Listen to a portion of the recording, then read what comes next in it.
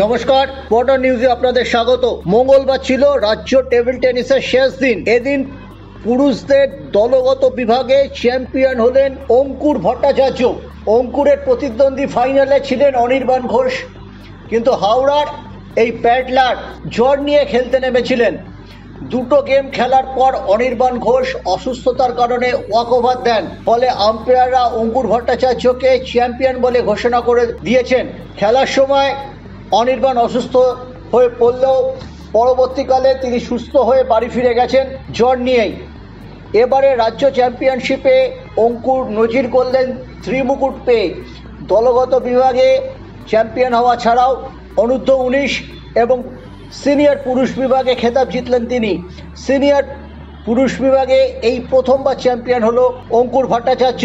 সেক্ষেত্রে বাংলা সিনিয়র বিভাগে পেল নতুন চ্যাম্পিয়ন। এবং ঠিক একই ঘটনা ঘটেছে মেয়েদের ক্ষেত্রে। মেয়েদের ক্ষেত্রেও বাংলা এবার নতুন চ্যাম্পিয়ন হিসেবে পেয়েছে মৌমিতা দত্তকে। মৌমিতা দত্ত উত্তর 24 পরগনার প্রতিনিধি ছিলেন।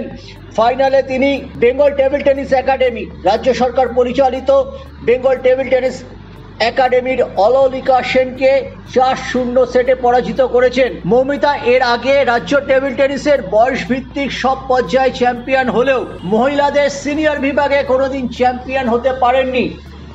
সেই স্বপ্ন তার পূরণ হলো। বেশ কিছু বছর পরে খেলতে নেমেছিলেন রাজ্য চ্যাম্পিয়নশিপে। সেখানে ব্রেকের পর খেলতে নেমেই খেতাব জিতলেন অঙ্কুর এবং মৌমিতা।